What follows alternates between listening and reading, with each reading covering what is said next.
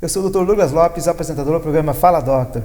Hoje nós vamos falar de um assunto que tanto o homem como a mulher também tem, que são varizes. Além disso, outras situações das consequências que podem ter se não tiver um tratamento. E aqui comigo está a doutora Cristina de Oliveira Fener. Ela é médica, cirurgiã vascular. Isso. E que vai falar sobre para nós o que é varizes, entre tantos outros assuntos pertinentes que nós vamos falar agora. Doutora Cris, Exato. Muito obrigado pela tua participação aqui no Fala Doctor, e que é um prazer tê-la aqui falando sobre esse assunto muito importante para todos. Prazer também meu estar aqui, tá, Douglas? Até queria agradecer a oportunidade de estar aqui conversando um pouquinho, levando conhecimento para a população, né? Sempre para, no futuro, atuar na prevenção, que é o que a gente mais quer hoje em dia, né? Queria te parabenizar, até estava conversando com o Douglas, do programa que faz um bom tempinho que já está no ar, estava vendo também as reprises muitos que eu tinha perdido. Muito interessante a iniciativa, e são temas bem relevantes, patologias bem prevalentes que a gente acaba, né, ressaltando aqui, né, Douglas? Exatamente. E vocês que são os doctors, né, que eu digo, e que o que vocês falam aqui é o que vocês vivenciam. Né? É toda a situação de um contexto de preparação, né, que vem desde a faculdade, depois vem as residências ou as pós-graduações, e que no dia a dia o entrevistado, o convidado que está aqui, fala com toda a autoridade. Então, até aproveitando esse momento, doutora Cristina, eu quero dizer que o Fala Doctor, ele está entre os primeiros programas com uma aceitabilidade de confiança. É ótimo. Em que todos estão atentos a isso, no sentido de que aqui tem a confiança do profissional que está falando. Que ótimo. Muito bom. Mas vamos para as varizes. Será que eu tenho? Como o Douglas comentou, né, um problema que afeta uma patologia tanto homens quanto mulheres. Claro que bem mais prevalente nas mulheres hoje em dia. Mas muitos homens estão colocando a cara e dizendo que tem, porque é um tabu que tem, né, Douglas? Antigamente não se falava muito, ou procurava um profissional quando só realmente estava num estágio bem avançado da doença, né? Até se a gente perguntar aqui no set de gravação, quem agora no fim do dia não está com dor nas pernas, quem não sente peso, né, inchaço, ou até varizes mesmo, sempre vai ser vai ter um que vai se acusar, né? Então, por ser essa patologia tão prevalente, eu conversei com o Douglas, a gente, né, pensou em trazer esse assunto para vocês.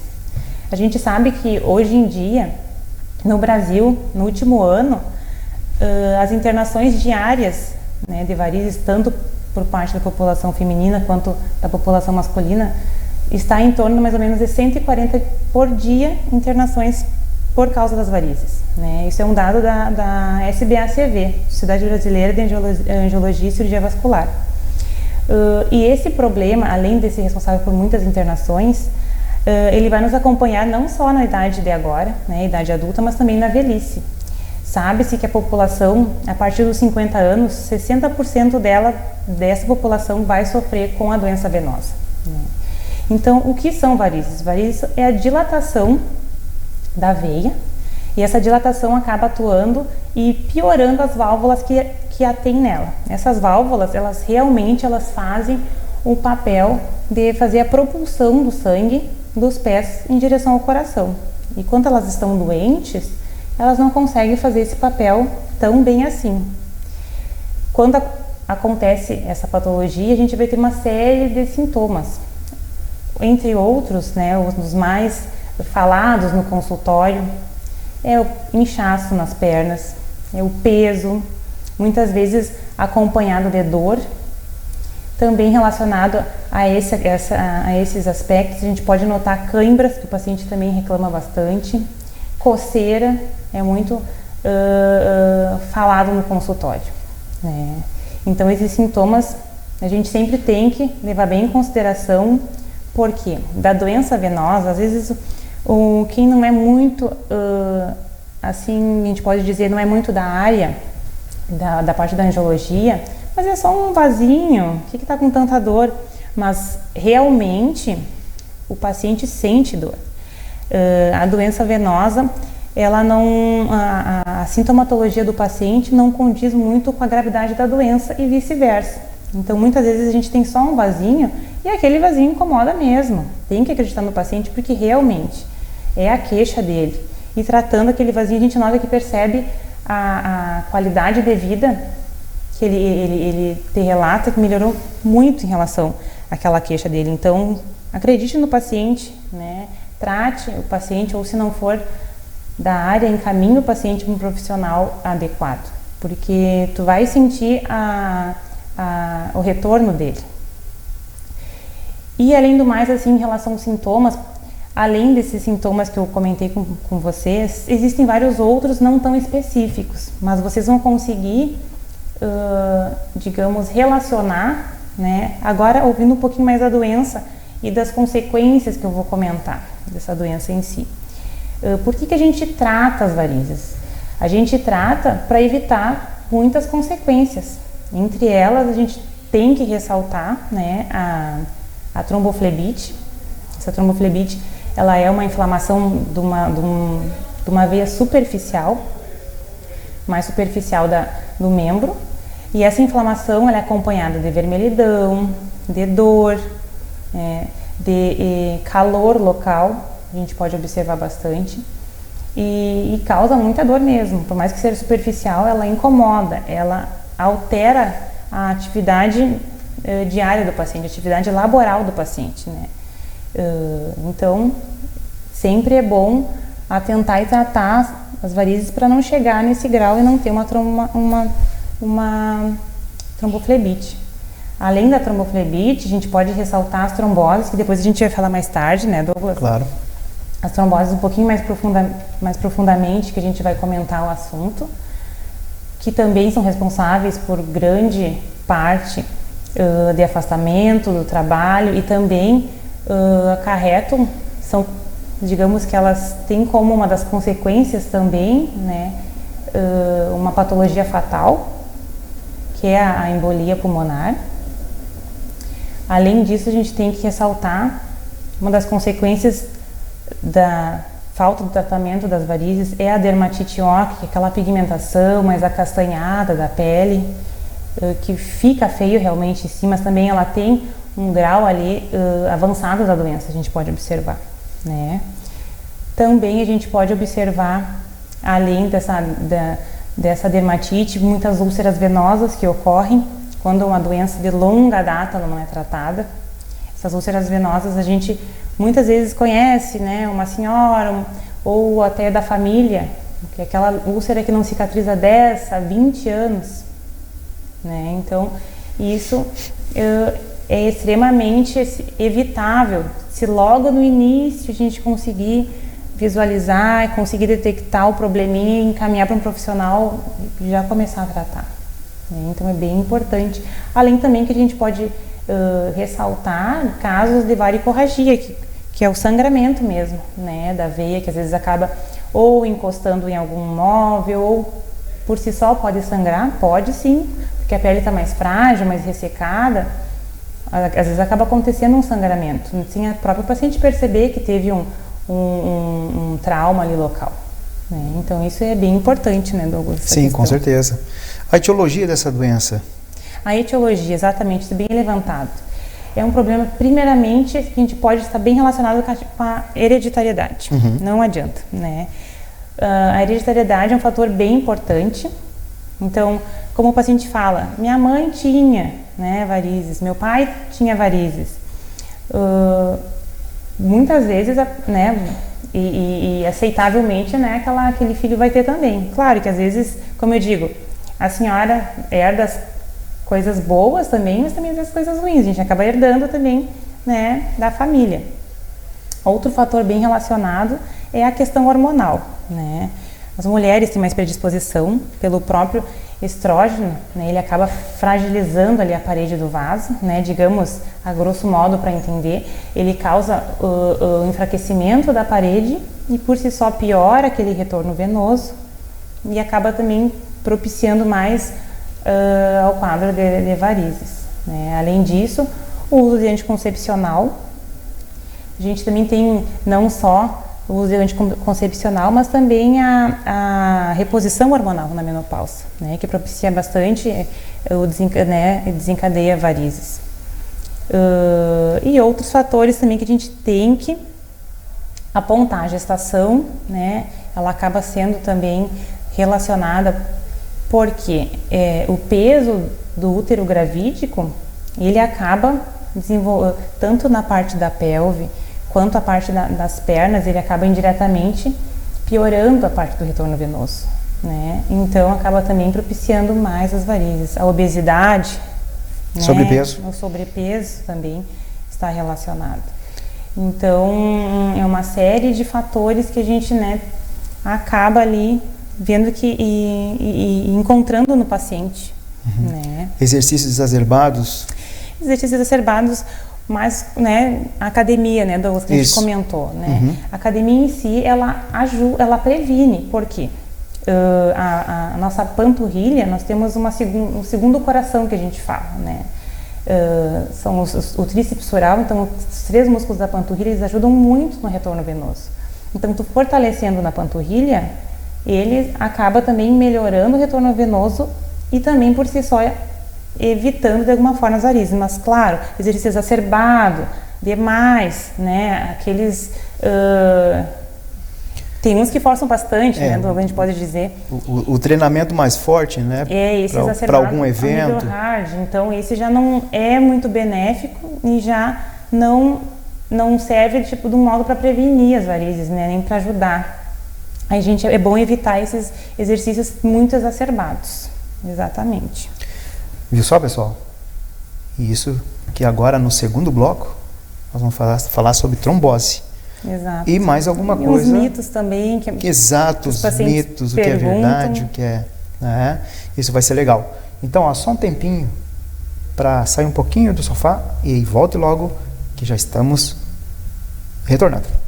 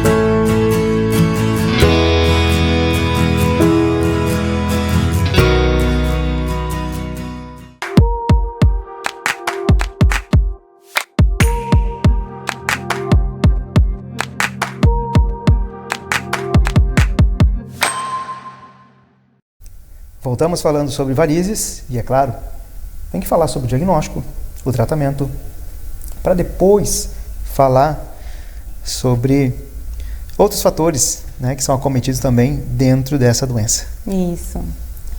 Em relação ao diagnóstico, né, Douglas, que a gente estava comentando, tem vários métodos hoje em dia que a gente consegue melhorar a elucidação do quadro no nosso consultório, né?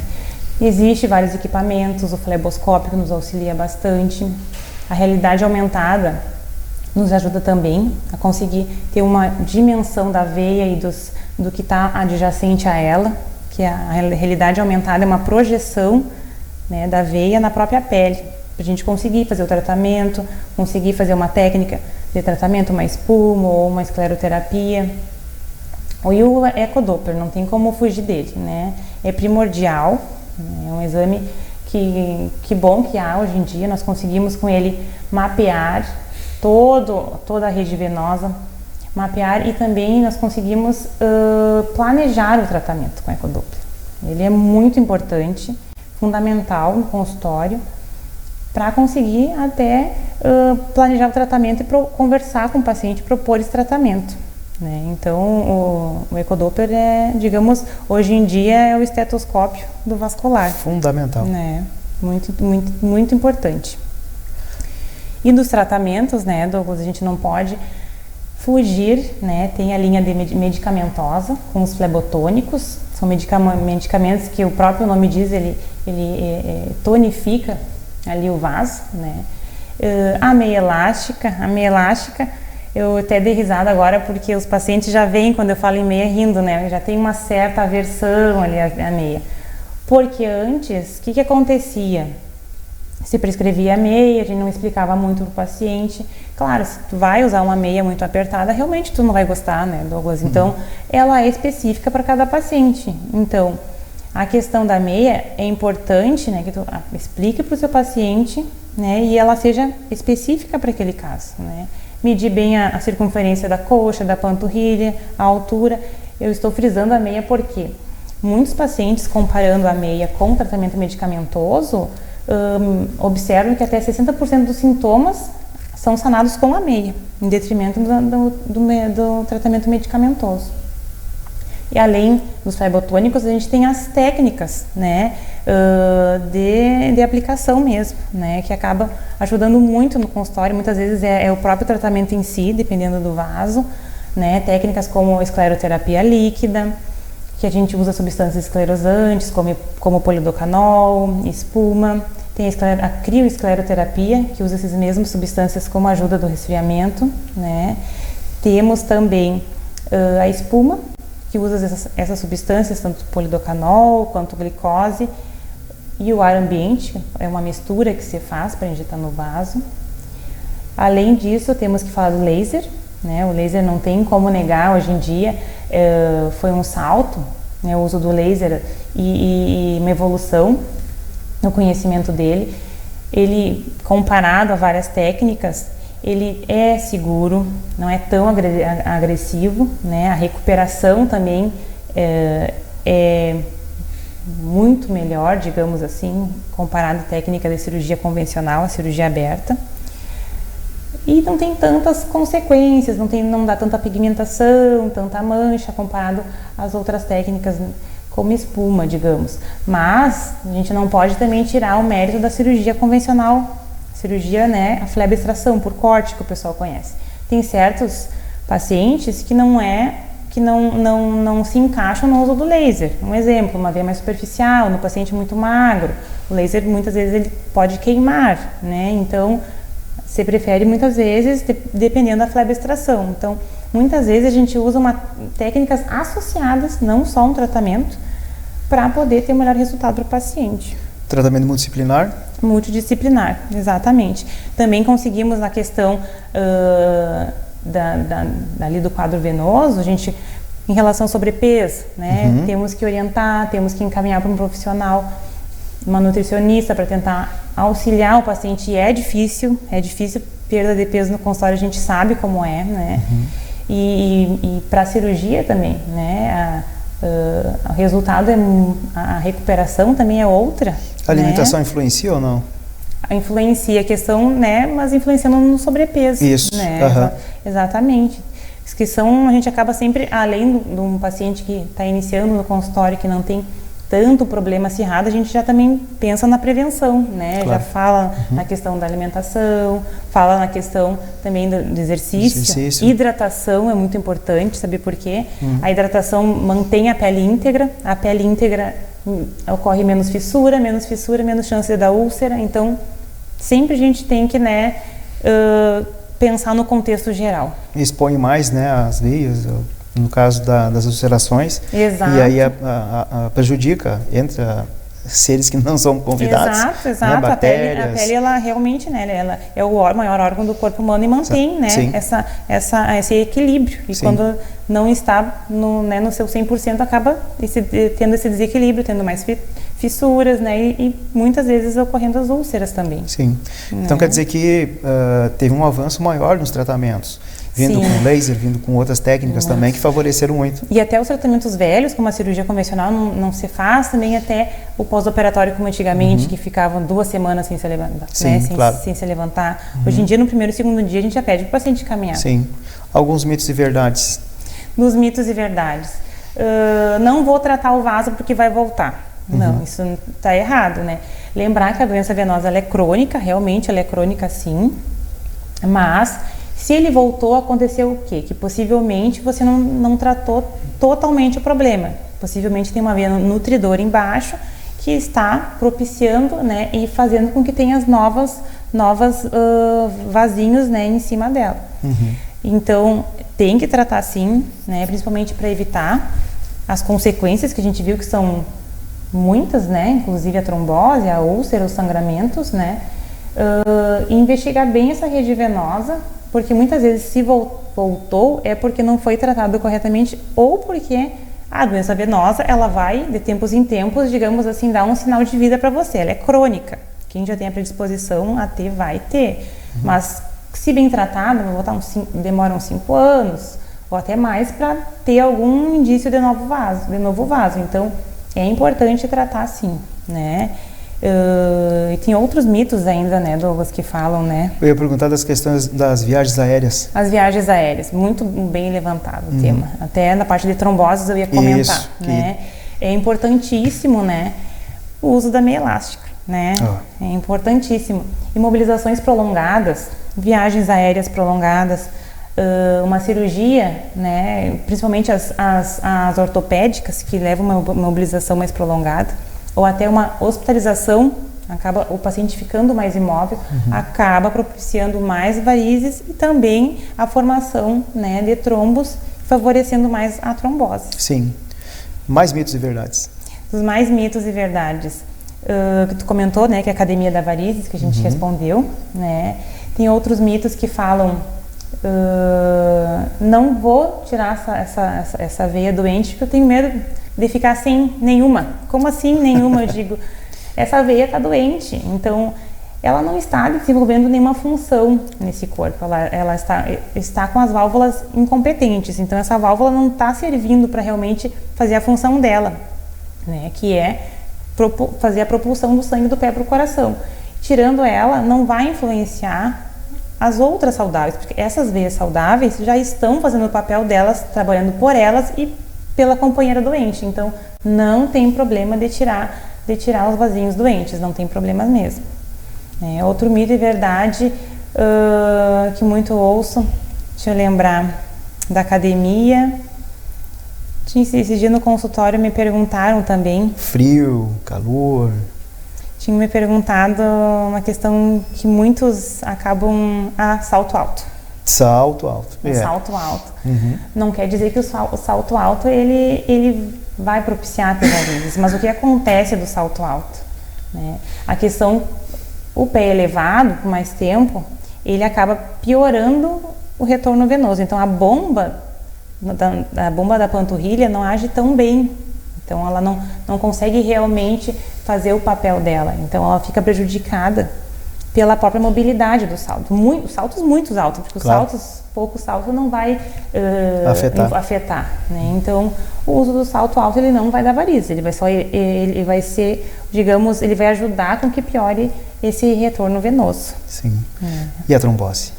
A trombose. No Covid, como a gente ouviu falar, né? Também. No Covid ouvimos falar muito da trombose. A trombose no Covid foi tanto de venosa quanto arterial, né?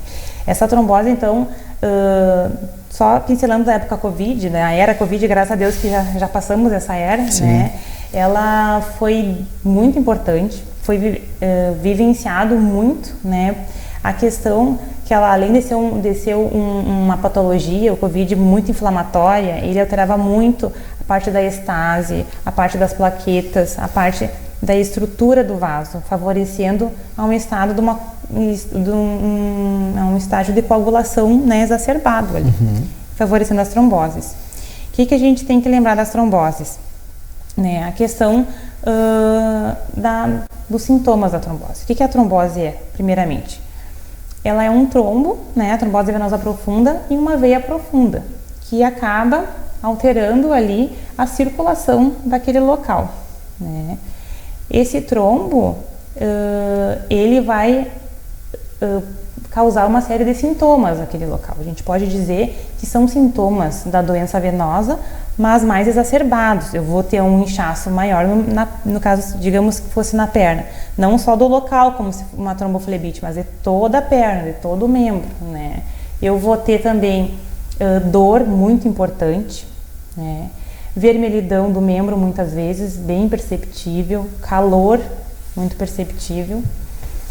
Até a questão do tamanho do membro que eu comentei, né? Muitas vezes a gente mede uma coxa comparada à outra para ver a evolução da trombose, se realmente com tratamento medicamentoso ela está respondendo. Então, o aumento do membro é bem perceptível nos casos de trombose, né?